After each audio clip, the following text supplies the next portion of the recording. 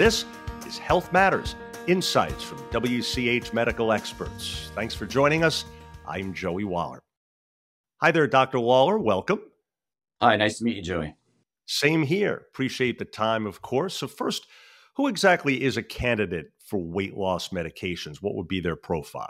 Well, as we know, obesity is a big problem in America. But in terms of candidacy for weight loss medications, someone with a body mass index above 27 with medical problems, or a body mass index above 30 with or without medical problems. Now, in general layman's terms, this means someone that's probably 20 to 25 pounds overweight with medical problems, or someone that could be up to 40 or 50 pounds overweight with or without medical problems. Gotcha. And so what are the options these days for weight loss meds? And give people an idea from a layman's standpoint, how do they actually work? So the first thing is that the medicines don't necessarily work on themselves. A very important point is to mention that it's really a multidisciplinary comprehensive program in addition to the medications that's going to have the most success for people.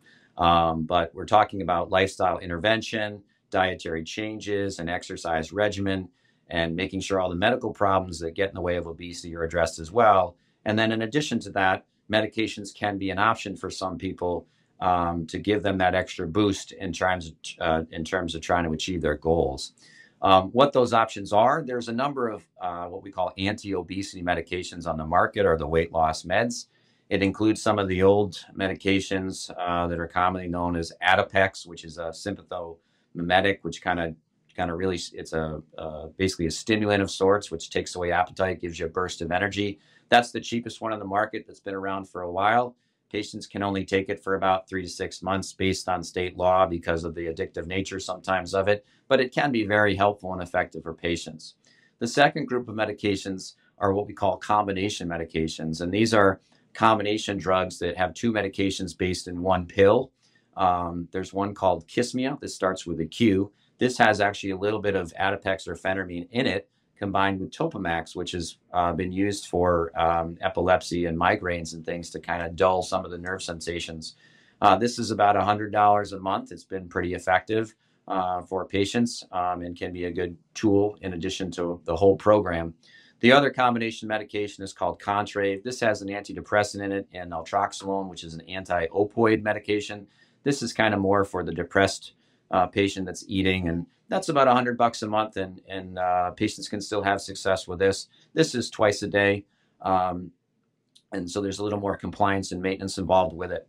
But the last and maybe the most exciting category of anti-obesity or weight loss medications is the shots, as they're commonly known as, or what they call the GLP-1 agonists. These have become very popular because they've given the best results overall, above and beyond not just the comprehensive program, but those other medications. And these shots are given once a week.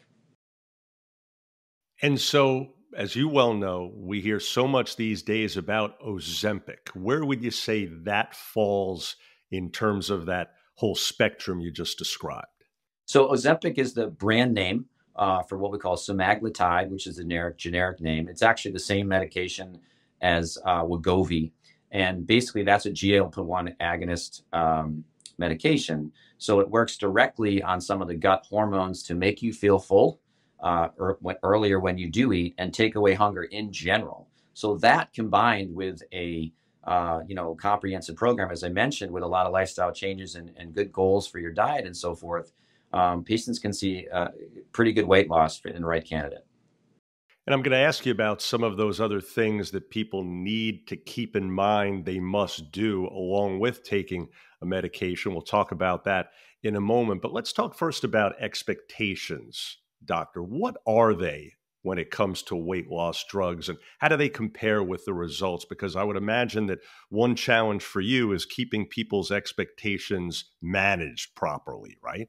Yeah, that's a great question, Joey. I mean, it's all about expectations. And what the data shows is that if you just use diet and exercise alone, you're probably only going to lose 3%, 5% of your weight. If you enroll in a comprehensive program in the combination with some of the basic medications that we mentioned before, that weight loss might be up to 5 or 10% of your extra weight. And sometimes the shots, the GLP-1 agonists, you might get up to 20% of your weight. But as you can know, that's sometimes a drop in the ocean overall. And if you have a significant amount of weight, you might want to look beyond medication. And that's where surgery comes in if you have even more weight to lose than that. So, when we talk about lifestyle changes, you mentioned diet and exercise, of course. What are some of the basics that people in need of these type drugs normally need to keep in mind when it comes to diet first, along with the medication? Yeah, and in simple terms, losing weight is about your diet. It's about calorie restriction. So the goal of a program is to be very specific about what your calorie goal is and to stay under it consistently. If you're able to do that, in theory, you should be able to lose weight over time.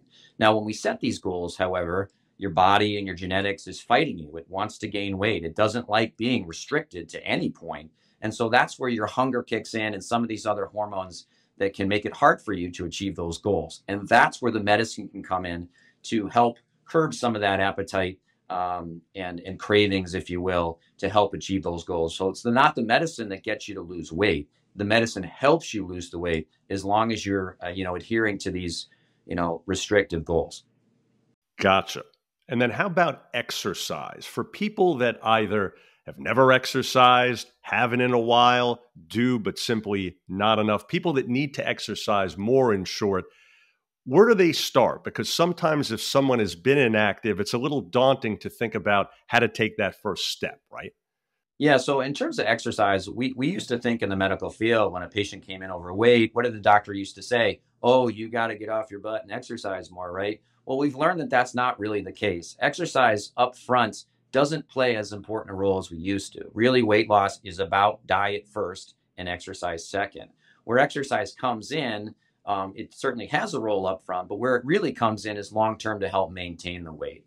And what we would tell our patients in our program is you just have to start somewhere. We're not expecting our patients to run marathons, but they start with simple things that they can do. For instance, walking or, getting on a treadmill or swimming if that's what they like to do. We have to take the individual patient in mind. I'm not going to tell them to swim if that's a great exercise if they're not a swimmer and so forth. So it's about starting somewhere, and really ultimately it's about creating a habit to burn calories to some extent in the long term to be successful. Now, you use the word marathon there, Doc. Interesting, because it leads me into my next question. How much do you stress to patients that, as the old saying goes, weight loss is a marathon and not a sprint? I think it's important to remember that obesity is now recognized as a chronic disease. And just like other chronic diseases, whether it's hypertension or even cancer, how do we treat these diseases? We treat them on multiple levels, whether it's surgery and radiation or chemotherapy, or if you have high blood pressure, you're often on 3 or 4 blood pressure medicines to help address the problem. And that's where the treatment of obesity has gone to, is that it's a multimodal approach to try to fight this disease overall. And so that's where we're trying to teach long-term habits that eventually the patients might not necessarily need medicine in the long term, but we also understand that with genetics and the obesity problem today, that there are many patients that will need significant help, both from a full program and even a multiple medication standpoint. You mentioned genetics, which brings up another point, and that is, how often is it genetics that's largely behind someone having a difficult time managing their weight? I think I think it's genetic in everybody to some extent. We tend to think in kind of a binary bias standpoint where it's black or white, either you have the gene or you don't.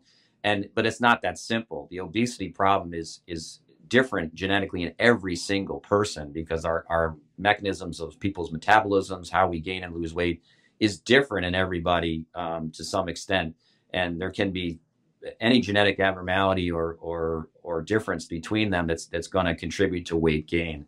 So I would tell you that it's a component in everybody. Now there are some clear, identified genes that have clearly been identified as major problems for a very small subset of people. But overall, it is a genetic problem. We're designed to store energy, even from the days of the caveman when they didn't know when their next meal was, when they were going to kill the next big lion, right?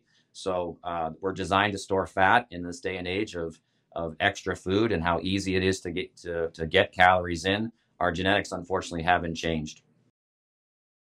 How about the side effects and possible complications associated with these weight loss drugs? Yeah, I mean, like anything, everything can have side effects and complications. You know, we're addressing the gastrointestinal tract, your stomach, your intestines. So when you do that and give some of these medications, probably some of the most common things can be some nausea, can be some upset stomach, sometimes even diarrhea or constipation. Other common things that we see in some of these medications would be like dry mouth and constipation, that kind of stuff.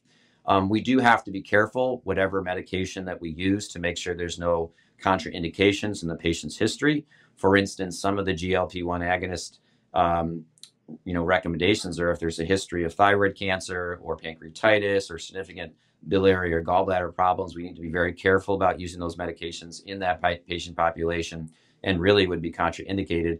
And also, the patient's medical profile in general has to be, very seriously taken into effect, because medications can have cross interactions and so forth. When you say the biggest misconception is that the uninformed or underinformed have when it comes to these drugs? I think the biggest misperception is the shot is the answer. We're unfortunately in our today's society looking for the quick fix, and it's very exciting to think that, hey, if I just take a shot once a week, that I'm gonna eat what I want, do what I want, and I'm gonna lose weight. And that's far from the case. I think the common misperception is that the shots alone are is the answer, and that's not the case. It's really the combination of the diet, number one, the exercise, and your commitment to the whole program. The other misperception is that, you know, as a surgeon, this is very close to my heart, but it's hard to sometimes explain to patients that, okay, look, if you're 25 pounds overweight, the shot's a great option to help you with what you're trying to achieve. But if you're 125 pounds overweight, the shots are not going to be enough. The program's not going to be enough. You're going to have to do something more invasive to really put the big kind of dent in your weight loss and your medical profile that you want to. Interesting last point you made there, because I would imagine a lot of people probably think it's the opposite, right? That the shot is more for people that are way overweight to make it come down faster. And you say it's basically the opposite. Yeah. Yeah, I mean, the data is pretty clear. The shots and the medication, patients will lose up to about 20% of their weight, but when you're talking surgery, it's 30 to 35%. And those are averages, of course, but really the surgery is 2 to 3 times what the medication can be. Now, obviously, you have to be a surgical candidate for that, and that's another conversation. But simply the shots sometimes aren't enough, unfortunately. A few other things. You mentioned cost earlier. How about insurance coverage? Are these drugs typically covered at least partially? Well, that's a kicker, to be honest, because they're usually not, and which is kind of amazing when you think about obesity nationally, that the problem it is, most insurance companies don't cover these medications. The shots at their brand name levels are extremely expensive, in excess of $1,000. There's now compounding pharmacies making generic versions of them, which are still cheaper, but also expensive in the $200 plus, range per month. And most people can't afford that. So unfortunately, insurance coverage is an issue to getting patients some of the medication they need. And then in summary here, what would you say about the importance of using these weight loss drugs only as directed and under supervision by a doctor like yourself, and staying away from trying to self-medicate and that type of thing?